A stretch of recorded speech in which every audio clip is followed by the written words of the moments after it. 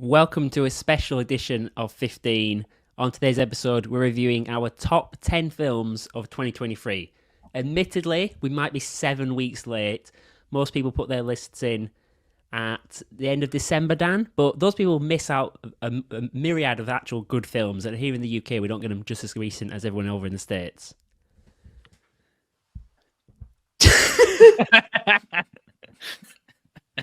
Live and kicking, baby! Oh, God. It's just I've an actually extra, seen some films. Oh, tripping over our tongues with one another. just an extra air of tension in the show, knowing this is live with Dan on here. Dan, are you have you got anything to whet your appetite tonight? I will be wetting my whistle with a good glass of Stella Artois. Did not have you down. Did not have you down as a Stella man. Oh, thank you. Hurtful. I'm very Stella. Top chap. Very good, Dan. As I was saying, most of the people that do their top 10 lists do it in December when people care about it. Yeah. We don't do that. We try to keep No. integrity here at 15, and we wait till we see I them. will. I'll take. Sorry, Dan. I'd responsibility. finished. Yeah, I thought you had. I'll take responsibility for it because I haven't seen many films in 2023. The trick, watch them in 2024. Annoyingly, my list hasn't changed for 6 weeks, so we Oh. could have done this at the start of Jan. But oh well. Sorry, you jumping in? No. Okay, good. That's the first. Wow. Sorry, that was dead air. Okay, Dan. I say that Whatever happened to Con Air? Great film. What do you mean? Whatever happened to it? It's going to be resurrected. Oh no, we both took a sip at the same time. Never happens. Con Air. Were you a Also, fan of didn't Con look like Air? you sipped. I didn't. I had, I had to run back But then in. why did you fake pretend sip then? Because I wanted to. No, You I went want. Swallow. Just a reminder, this is also an audio medium. No one cares about that because everyone is so busy watching us live, courtesy of StreamYard. Dan, I know you're a big fan of StreamYard and what they do Yeah. for the content Quackers community. about it. So I have a question to you, Mr. Tech Man. we're on a tight schedule tonight. If I was watching this on YouTube, would we be side by side, cut in half, on top of one another, or would it alternate between the two of us? We'll be side by side, Dan, as we are in live. As we are in live. Little and large. So, I'm little. genitalia. She watching? Apart from Jen, I hope the rest of our viewers currently at Martha. 0 are loving this. It's all in the overnights, as they say in TV. It's all in the overnights. Obviously, there's also a live chat feature, so if you dare comment in that, Dan will respond. So just be very careful what you say. Good or bad. So Dan, I'll we be have on you waited. like a viper on a condom. Tramp on chips. We have waited until the end of Feb to do this because we wanted to catch all the films. However, that said, there are a few films that aren't on my list because I haven't seen them. I'm going to quickly Correct. rattle them off. Dan, you go yay if you also haven't seen them, or you can go right. nay if you have seen them. So I haven't seen The Iron Claw. Gay. Oh, sorry. Freudian slip. I'm confused by the system. Zone of Interest. Yay! I haven't seen that. May December. Halfway through it. Oh, kept your attention, or Just knackered, mate. in years previous, halfway through it would have made your list. Correct. All of Number 2. All of Us Strangers. By the way, right? yeah. Did you see the trailer for All of Us Strangers? No, I don't watch trailers anymore. It looks like a soppy gay romance sort of film. Okay. I heard a review of it. It's nothing. It's like a sci-fi film. It's a bit like Back to the Yeah. Future. It's not been sold as that at all. Bum to the future. And Napoleon. I haven't seen Claire Napoleon. Foy is in it, and God, she looks haggard. I mean, fair play to the makeup artists. Oh, bit of a shame. We had Claire Foy booked for next week, but I watched the BAFTAs. I don't know if you did. Napoleon, the clip they chose for it, horrendous. Well, what was it? Horrendous. Like him being like, "You've got all the boats, so I'm going to attack you anyway." It was honestly like, what are you doing, Joaquin Phoenix? That sounds like a famous Tracy Beaker character that comes to mind. Dan, so you haven't seen any of those two. Is there any other big ones that you Duke? haven't seen? Is any? Now, we could get Duke on this podcast. Duke is someone I would want. When on are we this going to give podcast. up with this sham of a podcast and just do random kids' TV shows and get weird, quirky people to come on from the past? That is the way to go. We tried, but Dominic Burgess. Dan, is there any other big ones you haven't seen? One big one I haven't seen is Past Lives. So. Ooh, okay, that's a shame. And I want to also watch The I think Boy it's and on the Heron Netflix. after its critical acclaim at the BAFTAs. Almost made a joke. Forgot we were live then. Definitely would have had to end the stream there. I was about to say about Boy and the Heron. End of the career. And it is his final film of his career, isn't it? What's he called? Miyazaki. I don't know. Miyazaki. Okay, so before we get to our top 10 list, have a guess. Before we get into our, if you say it fast enough, they can't tell. Before we get into our top 10 list, Dan, honourable mentions. Honourable mentions. What's watching? I have a question. What's in your cabinet? quite a big hinge. Surely that's a security It's feature, actually if anything. spewing out, isn't it? It is spuriously. What you'll see there is that it word. looks like a very tall. Oh my god, Dan! I just forgot the name of it. What's that cabinet called? Come on, what they called? A bureau. Thank you. Looks like a very tall bureau, but actually, it's been stacked on top of some other old charm cupboard. So it's not a Reduce. We use. We 6 cycle. foot bureau. If I was. So That's my okay. honourable mentions are Talk to Me, the Okay. Australian horror film, Crikey. genuinely so close to making my top 10. Blackberry, honourable mention, which we reviewed. Me and Dan reviewed. You can watch a previous episode. You can. American Fiction, Theatre I did Camp, 3, so just and keep them rolling, I guess. Killers of a Flower Moon are my Okay. honourable mentions. Dan? I only did 3 because I wanted to keep it brief. I 7 mentioned minutes in. Bottoms. We're 7 minutes in and we haven't got to a film yet. Bottoms for me because that film is batshit crazy, but I did laugh a lot. Oh, It's that got an an honourable absolute mention. mess Didn't of get... a film. Yes, but- it is. It's a mess, like it's bottom, but in both senses of the words. You're attracted to it, yeah. Asteroid City, where did that go? That's not in your top 10. No, Dan, it's in my top 10. it's on your tits. It's in my top 10. Well, there you go. I loved it. But it's just kind of forgettable, isn't it? Delightful. Now, admittedly, it was quite hard for me to write much about it. I'd forgot all about Can't it. wait but for your notes. it was a joyful experience. I think it was 2 Wes Anderson. There, I said it. Anyway, I think that's an honourable mention. Dan slating yet another film. He And loves Chicken cinema. Because it didn't need to be made. I've used honourable mentions to have a go at films. I'm Chicken quite Wings didn't need to be annoyed. made. It Regular feels like viewers- it's tarnished Chicken Run's memory, and that's annoyed me. regular viewers of the show will know about these usual pinnacle episodes when we wrap up the year, as Dan has usually only ever seen 5 or 6 films he likes, so he always chucks in and pads out the list. Quite annoyed that Chicken Run didn't make the list. Usually it would. Quite frustrated it hasn't this time. Dan, what's 21 better? films I've seen this year. 20 from last year. Very impressive. Dan, what's a Amazing. better film, Old Oak or Bottoms? Old Oak. It's close, isn't it? Is Old Yeah. Oak better? as But a which one film. would you watch again? You'd watch Bottoms Oh, again. Bottoms. Yeah. Old Oak was like, Do you know my worst film I've seen so far from last year? I would love to know that. No Hard Feelings. That film with Oh, Jennifer Lawrence.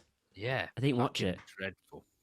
I can imagine. My worst film from last year, don't actually know if it was from last year, but I just want to slate it. It was a film called Robots with Jack Whitehall and Oh. Charlene Woodley, who's a great actress. She shouldn't have been in that film. That is horrific.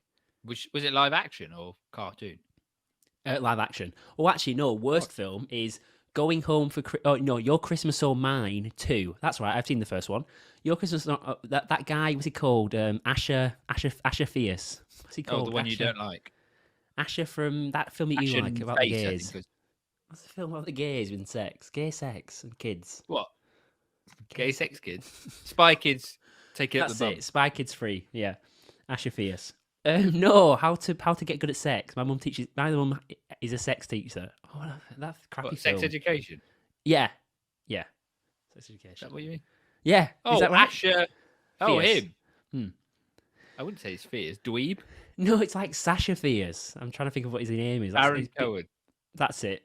Do Okay. your research when you're not live on air. Always a tip, kids. Here we go then. Here's our One quick thing. Grace said I'd be good at hosting the BAFTAs. Just want to leave that to resonate.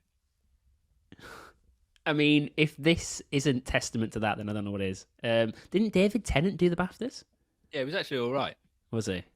Hasn't someone said to you before that you look like David Tennant? Never. I wish they did. He had a Oh no, great kill. it's Chris Martin. Oh, Simon Pegg. Simon Pegg. No, the real one they all say now is JJ Chalmers. I've really dropped down the A-lister. I don't know who that is. Google him afterwards. Right, in number 10. So, number 10 for me is Rishi Sunak. It is very good. And they say we can't do satire. I mean, I can't. Dan can. Number 10 for me is Fair Play. An erotic thriller that hit Netflix last year. It was a sort of gender politics idea. Did you watch this? Have you seen this? No. Oh, okay. I told you to watch it. Okay, fair enough. Yeah. Okay. Power dynamics, gender balance sort of a film where a couple are both going for promotion, working in the same office, and they've got a secret relationship. One of them gets the job, and it creates tension throughout. And what's it about? What I've just said. This one completely surprised me. Erotic thrillers are easily my favorite genre of film. Like, easily. I mean, because Did you bang afterwards? I got lucky. Claudia was away, but He put peanut butter on his cock and got his dog to lick it off. I was so tempted to end the stream. At number 9. Anyway, that was Fair Play. Think anyone will have listened to your review, or will they remember peanut butter on your cock? This builds tension beautifully. It gets close to melodrama, but doesn't quite cross that line. Yeah. This is a great direct thriller. Go and watch it. Loved it. Stress-inducing ride. Loved it. You did tell me to watch it, so a lot of people think it's trash. So this is one of those where I really liked it. I hadn't seen the reviews. I'd only just seen the reviews now before writing some notes on it. So 4 months later, a lot of people hate this film. I didn't. Thought it was a really good, solid 4-star, great fun. Go and give it a watch. very nice. Is it my number 10? Number 10 now. Barbie. Barbie for me came in. My notes for this are: I'm just Ken, because that was a sensation. But more broadly, the music. Wasn't the music just bang on? Like very kind of in the zeitgeist. I just really felt, and that kind of leads into the marketing campaign of this film. That this film actually has a kind of, perhaps its biggest accolade is how well it was marketed. And I've seen a lot, obviously, about how good its screenplay is. I don't think its screenplay was very good at all, but the speech that about what it's like to be a America woman, Ferrera, yeah, that America Ferrera does to Barbie. I think that is the resonated with you. No, not at all. I thought the feminism was actually very entry level, but I think that was the most important part of that film.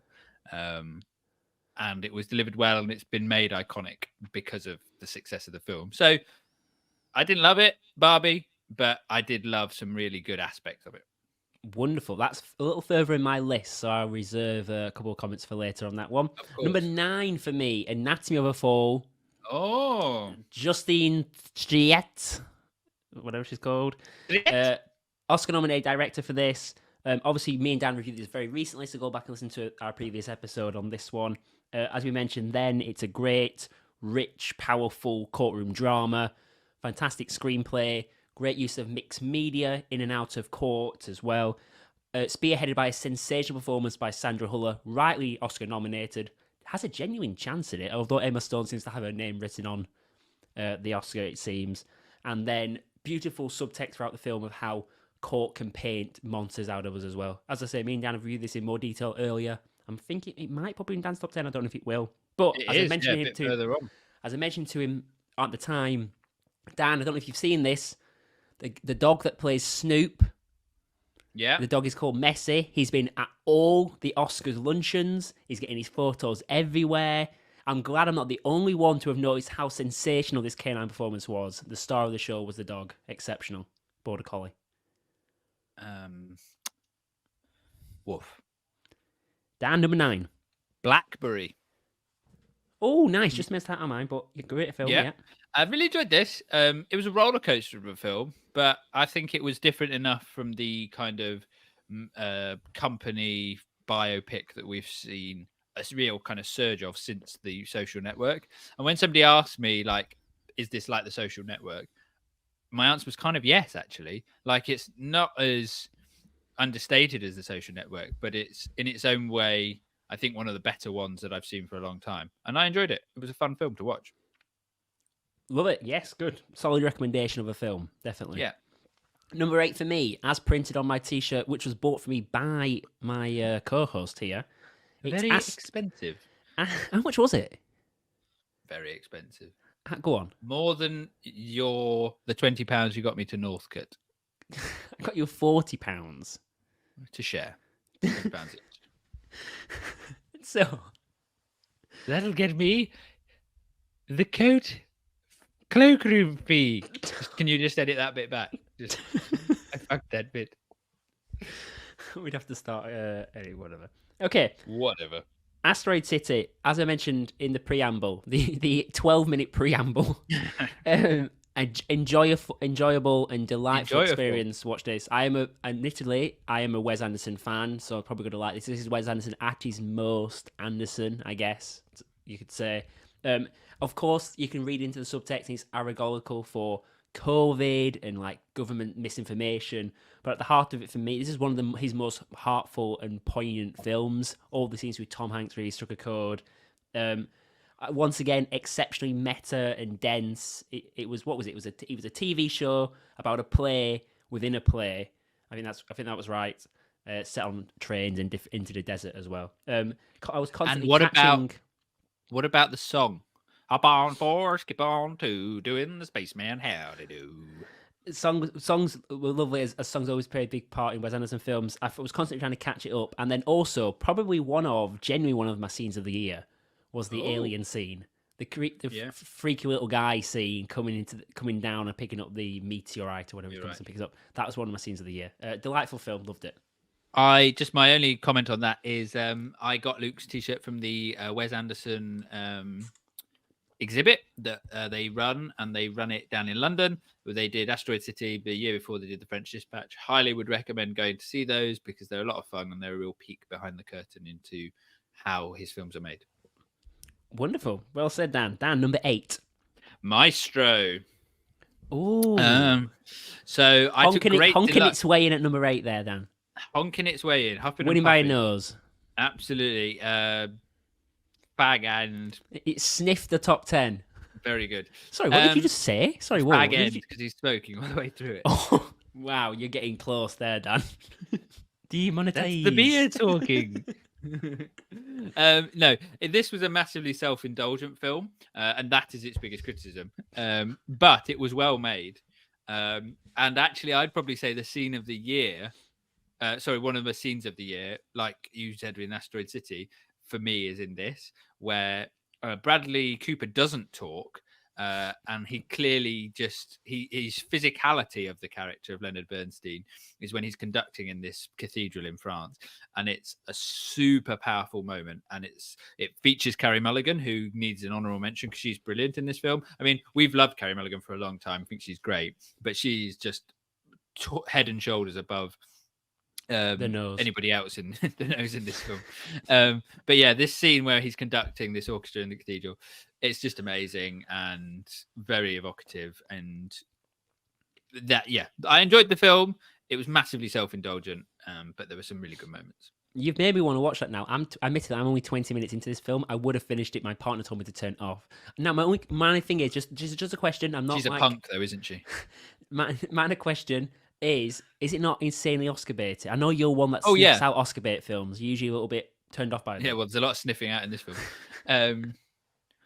Yeah, no, it's massively Oscar baity, and that's kind of what's coming on in this self-indulgence. But if you surrender that and just kind of watch it, it's kind of hard. But then Carey Mulligan turns up, and then, so it's quite watchable then. I didn't know that I was going to get into the top 10, but at the end of the day, who knows where that film was going to finish. Yeah. Okay, let's move on. Number 7. Dan, my number 7 is The Killer. Uh-oh. I'm scared to mention this around Dan. We reviewed this back on the podcast before. Dan hated it. I really quite liked it. Out of 21, it was conceded. 19. Oh my god. So let's just argue it 7. I said the Super Mario Brothers film was better than that. So you watched the Super Mario Brothers film? Yeah. You haven't seen Past Run, Lives? which I said Chicken Run, that I said didn't need to be made. I ranked higher than that. Anyway, let's get into my number 7 place, The Killer. Yeah. As I said at the time, as I still stand by now, I think this Well, is that's a great review. Thanks, Luke. a massively shot, clean, lean, stylish, cold thriller. It's exactly Boring. my taste. Did you say boring? It's exactly my taste. The irony between the director and the lead both being Did we talk about the fact that they're fisting gloves that he wears a lot of the film? I did not know they were gloves for Yeah. fisting. Are they like Richard Gere's pair or something? Why would Richard Gere lend his fisting gloves? Why would he lend them? Why why would he have them? You've already accepted that. Well, we know about that. Handling the gerbils. I thought it was a new perspective on assassin's life and the sort of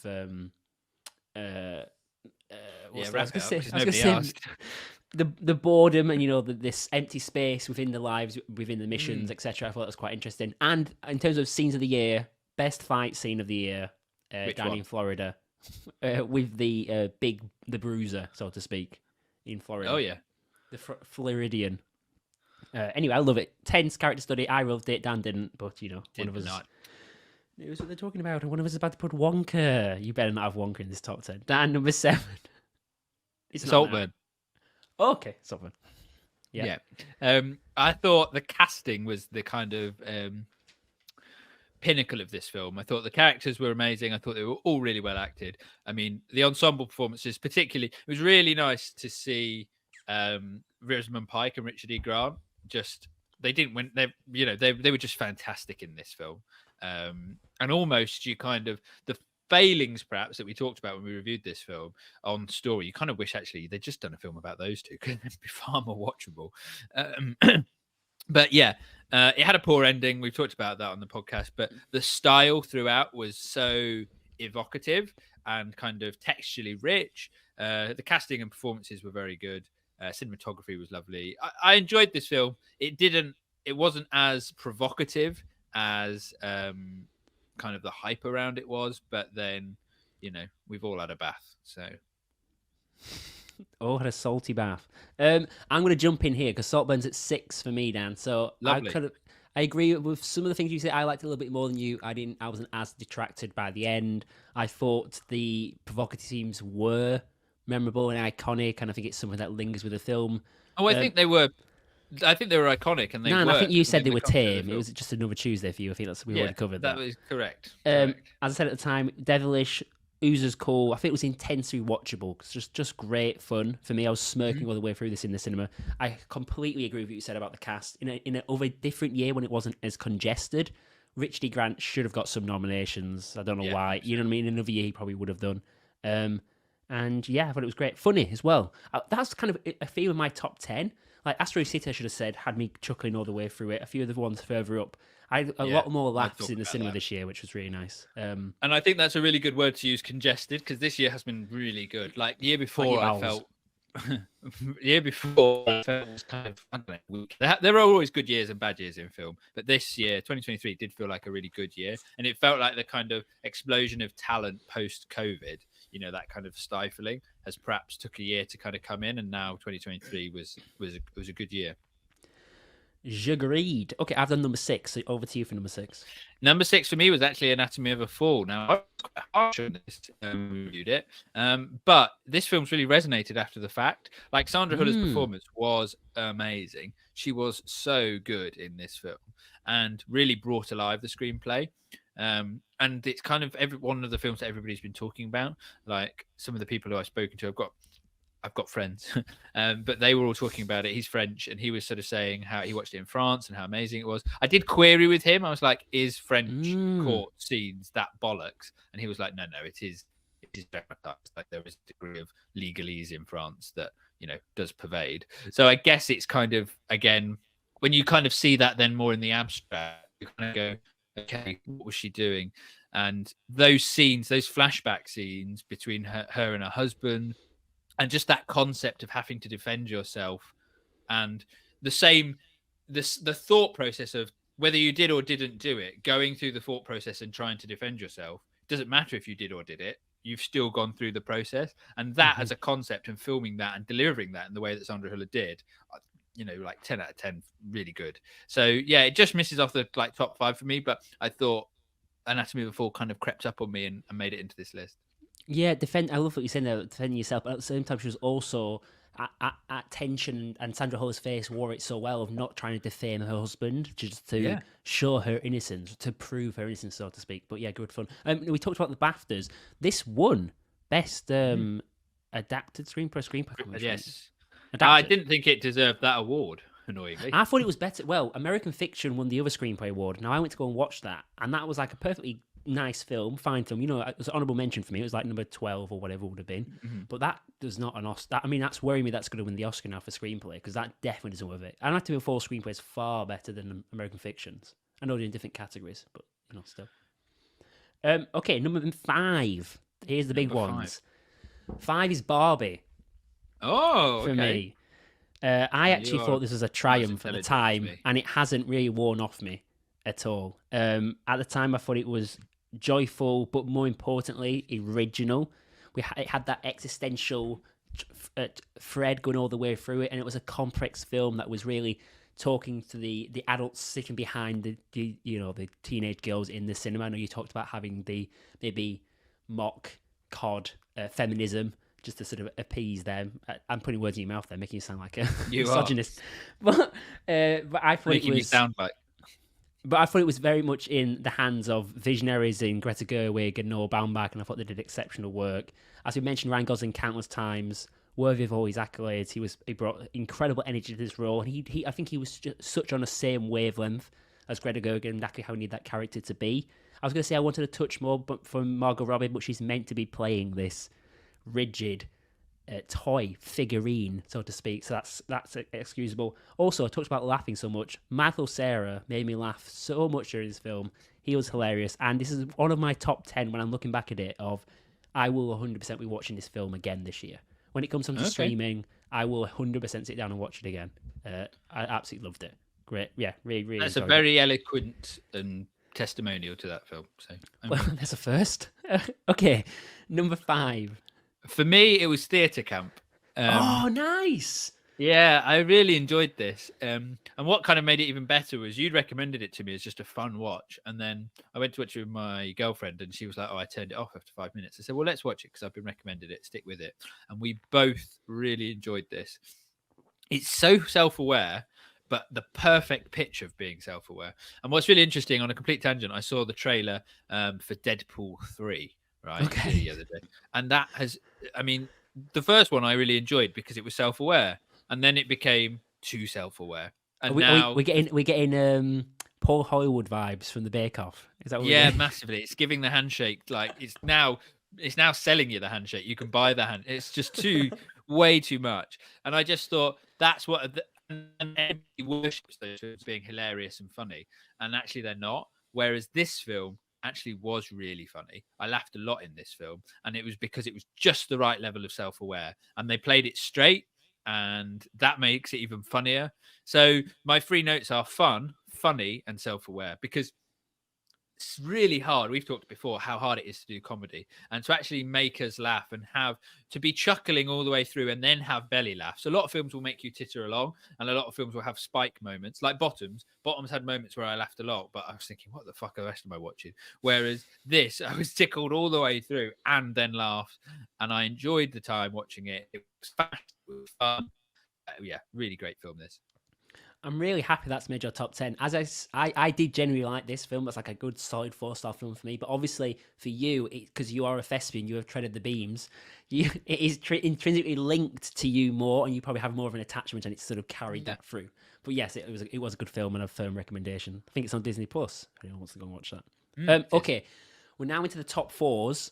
For me, these are all like Ba-ba-ba-bam. 4.5 stars and upwards. So these are like good film, like really good films now. So it's sort of Yep. this is like a tier break. We sort of move up a tier here.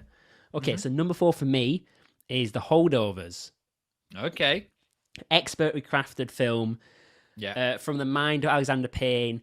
Everything from the shots, the scenes, the location, the music, the acting, the subtlety. It's so harmonious. It's perfectly pitched, this film, from Yeah. one mind, and just perfect craftsmanship all the way through.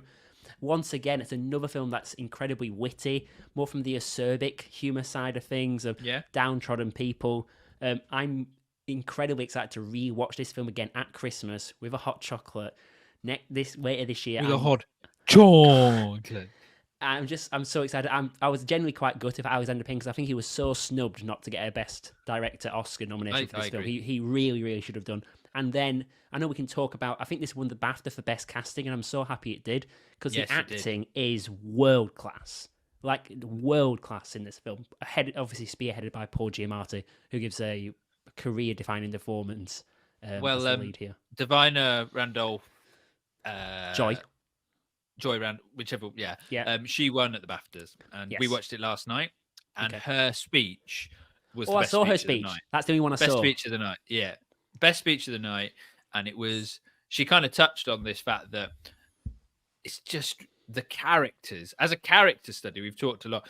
Each one of those characters was so interesting, and in any other film would have been its own film. And the fact that he had the guts to put it all on screen, and they all had the craft to deliver that without taking the limelight. I mean, obviously Paul Giamatti stole the limelight, but you know, to all of them, the ensemble in that film, it felt like it really shone through. It was a beautiful film. I was actually talking to someone about it the other day, and they said, I might give that a watch then," because I was obviously eulogizing about the film, and Yeah, I was kind of like, "We're edging into spring now." I'm like, yeah. just wait Hang until it gets fire. bitterly cold in December. Get a blanket, watch it then. It'll be infinitely better. So I'm very Yeah. excited to also watch it when it comes around to Christmas. That is a Christmas staple for me from now on. So that's from number 4 for me. The Holdovers. Dan, what comes fourth from 2023 for you? Spider-Man Across the Spider-Verse. I knew this was going to come somewhere. I remember this Yeah. before. Yeah, okay. Oh, so I've talked about this before when I watched the first one. Sorry, just and one second. I am now terrified that Wonka's in your top 3. I'm assuming it's not going to show up now, but I'm genuinely terrified. It can't do. Anyway, sorry, go on. So we've seen Spider-Man in so many forms, right? And like the superhero genre has really died a death, which we're very pleased about. But it's just been overdone. And what's really interesting at the moment, Madam Web, I don't know if you know anything about this, but it's I like saw it got slated. yeah, it's done really badly. And it's a spin-off on Spider-Man, or female version that Sony are trotting out. I don't really know about it, but it just smacks of, again, being died the death of and over-egged, and the cash cow running out of milk. Whereas this version feels original to me, and it feels relevant. And we talked a lot. I remember me and you, we used to kind of praise to the roof Pixar and their animation studios and the kind of visionary work they did. And then there came a point, and we were like, actually, we can't keep giving this as a commendation, because they're so good. It's now part of the course. And I felt like animation, kind of in the last few years, has started to go away from the more traditional, Encanto or whatever else style of animation, to kind of being a bit more interesting. And The Boy and the Heron, it's much more kind of Asian influence in animation. This feels really fresh in its style, really original, and it's doing something different. It's taking minorities and kind of putting them front and center. It's being complex, but being approachable and accessible. And for me, it doesn't feel like a 2-hour cartoon I'm watching. It actually feels like a stylish, interesting film with characters I care and want to watch more about. And it happens to be in a superhero thing. And it's a bit like the kind of Dark Knight. Like the Dark Knight trilogy was really great films that happen to feature superheroes, rather than being superhero films that are good. So I really like this this kind of series that's running, this saga, this second. There's a third one coming, not I think end of next year or the year after. So I'm excited for that. Nice. I didn't get round to this. I have seen the first one, but No, I have you? haven't got round to the second one. Yeah, I thought the first one was quite good. But I know you and other people absolutely adore them. But yeah, it's nice what you said. The one thing I've heard that's resonated is this idea of the visual, the visual aesthetic of it, and now this is the film that's going to be copycatted. Like everyone Yeah, copycatted Pixar for years. This is the new flag bearer. yeah. Okay, in at number 3 is Poor Things. Poor Things for me. This is a film that just entranced me, and not just Mark Ruffalo. Okay, it was mostly Mark Ruffalo. I know what your films are now. It's funny because anyway, carry on. This was absolutely bonkers and otherworldly. We spoke before we did a podcast episode on this. Visually stunning. I think it is probably the best looking film of the year. Gorgeous. You can stop every frame, and you could almost have it literally put into your house. Some modern abstract art. There's just some films you sit and you watch and you just have an intrinsic connection to. Like I mentioned, you maybe with Fears Camp. This is one of them. It was such an enjoyable experience in the cinema watching this film. I will pretty much watch any film Yorgos comes out with now. I'm 100% a fan of his. Yeah. No one tells stories like him. That was my big thing about this film is you can give this screenplay to anyone. And I know he has a big say in I know it's adapted, but he's a big say in the screenplays, etc. But no one would have told this story in this way. No. Expertly done. The casting was phenomenal. Emma Stone is going to wrap up her second Oscar. Willem Dafoe was completely won the snubbed. BAFTA. Yeah, she won the BAFTA. And as we mentioned, Mark Ruffalo in the funniest scene of the year, the best character of the year. Yeah. God, this is so good. Yeah, we talked about it, but his use of swearing particularly was sort of will resonate. Lovely. Poor Things, number 3. Great film. Highly recommend. Number 3 for me is The Holdovers. Okay. Oh, I thought it was going to be a touch higher. Okay. Yeah. So this is my favorite film of the year. I'm just going to go out and say that. Why is it not number 1? Because there are other films that I think are better. Oh, do you go that way? Oh, I always just... I don't normally. Oh, I don't normally. But in this year, there are films that I think are better than Holdovers. But say, like, leaping off exactly what you were just talking about, this hits me and, like, this gets me. I was so emotionally connected to this film. I really, really enjoyed this. It's so heartfelt. I think it's got the best screenplay of any of the films that I've watched this year. I think the way it told that story was phenomenal. A great ensemble with a standout from Paul Giamatti in that acerbic humor, but just in that kind of bitter but kind of irascible character that actually is all heart. Just weary life has got him down. It just kind of really landed with me, this film. I really enjoyed it. Again, I repeat all the things that you talked about at why it's at number 4 for you, is why it's at number 3 for me. But I really enjoyed this film. There's just 2 films that I think, as films, come higher for me. Okay, nice. Let's get. I'm just going to jump in and do 2 for me, because 2 for me is Poor Things. Perfect. Yeah, go on. Again, Emma Stone, I think, needs to kind of be, because she carries this film. Like, yes, Yorgos Lanthimos tells this story in such a unique way, and the story is so interesting. It would have been nice to see this win adapted screenplay, actually, because the story is so interesting and such a cool idea. And it has fantastic style. And I just remember so vividly when I watched this film, it said, we're going to Alexandria. And I thought, oh, okay, they're going to do some kind of big epic thing about the ancient city. Yeah. And it was almost like Python-esque with, like, you know, high-flying Terry Gilliam-esque. Terry Gilliam mind. I was like, wow, what am I watching here? And then we go to Paris, and Paris is a square, like it's like EastEnders, but it's Paris. And I'm like, yeah, I'm there for it. Like, let's go. And like, then she fucks for an hour, Dan. And then she fucks for an hour. But like, it was just fantastically told story. And Emma Stone is that story, and she delivered it so well. And we talked about it a little bit already. It was so funny, this film. Like, so funny. And yeah, Mark Ruffalo, but not just Mark Ruffalo. But mostly Mark Ruffalo. But the batty way it was told, every time they told something, it landed. And it talks about, I saw an interview with Bryan Cranston, and he was talking about his time at Malcolm in the Middle. And he says, anytime you play something straight, versus if you let the audience, if you play it knowing it's funny, it won't be funny. Mm-hmm. If you play it straight, it will be funny, because funny things are written and there are funny people out there. And so often we see films where people are kind of tipping you the wink, or they know it's funny, and it kind of loses steam. This was so down the line, so straight, played so truthfully and honestly, and it made it so much funnier. Like, we all know those characters. That's kind of why Saltburn worked as well. Those characters do exist, but if you play them as comedy characters, they become pastiches of themselves. But him being an absolute knobhead, fucking deranged, like vain kind of imbecile was amazing. It's like, I want to see that character fall, and I can't wait to watch it happen. And the fact that it's happening at this innocent, the whims of this innocent, likable character played by Emma Stone is fantastic. So 4 things for me again was, I really loved it. I thought it was great. I would watch anything else. I would agree with you. It's like, this is your kind of free pass at this point. Like, that's a fantastic film.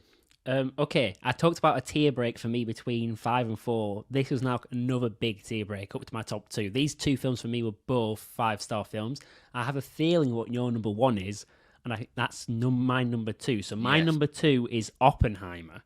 And my number 1 is Oppenheimer. Okay, perfect. Let's jump in both in this one then. So this might be the best edited film I've ever seen, to start with. I'm not sure if films have ever been edited better than this. Once again, taking the idea of you have a story to tell. That's the point. The first point of a director's journey is, here's your source material. How are you telling the story? It is. I can't describe how colossal and ridiculous an achievement it is for Nolan to tell it in this way, at that length, feel half the length it is, still keeping true to his incredible tripartite, like 3-part structure Nolanisms all the way through. This is an exceptional film, incredible achievement. I would say just pure elite filmmaking from Christopher Nolan, and then at the same time visually spectacular all the way through. Yeah. Like, I think still feeling art house and huge scale, which is his trademark. No one else comes close to Christopher Nolan in that regard. I want to jump on that word you used, colossal, because I've written the word epic. And I think Colossal is actually better, because this feels, and I was talking about this before, not with you, off camera. I said, this is your A-star film. This is your 10 out of 10 film. Like, other, if you were an examiner, or if you were at school, you could say that person was good, or that person also can be a 10. There are other 10s. But that film walks in and that wins every time. Objectively. Like, objectively, this is just brilliant. And like I said, Holdovers is my favorite, but this film is better than Holdovers. It's better in its editing. It's better in its cinematography. It's better in its screenplay. Not because I'm not as attached to it, which I'm not, but just like you've just said, telling that story. The performances, they are better collectively. Robert Downey Jr., Emily Blunt, Cillian Murphy, Matt Damon, even. Matt Damon. Like, he's always good. Matt Damon's always good. Remy Malek, like, when you're watching the BAFTAs and you're seeing all the stars behind it, like the creme of acting royalty at the moment who are in that, like, they're all there. And I was watching when the best supporting actors were coming on for the BAFTAs the other night, and I was like, oh, okay, Robert De Niro's there, like, oh, and this person's there, and I'm like, okay, who's going to win? And then Robert Downey Jr. turned up, and I was like, oh, right, sorry, I forgot. This is Robert Downey Jr.'s award. He's already won it. And like, it has been his award for about 8 months as well. Yeah, since the film came out.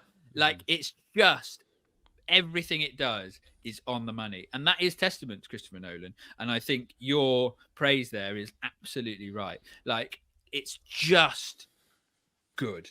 And it is just epic, and it's kind of fantastic that we watched it and that we saw it and that it came in the cinema. And actually, it's fantastic even more so that it was rivaling Barbie, and we had this Barbenheimer, and it was, that marketing. The whole package of this film, you look at it and you go, it is flawless. It is a flawless film.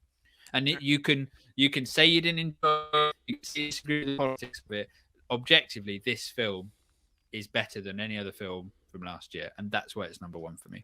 I just feel sorry for the Japanese now. For some reason, this wasn't released in Japan. I just, for the life of me, can't figure out why that was. I would say this is not my favorite Nolan film. Like, there's a couple of others, purely because I've just adored Nolan. Like, in terms of Inception and Memento, I'd put slightly ahead of this. Yeah. But I think this is probably his most profound film, purely because of how it's linked to humanity in the history that we all know going into this film to begin with as well. But yeah, this is exceptional film. Oh, don't get me wrong.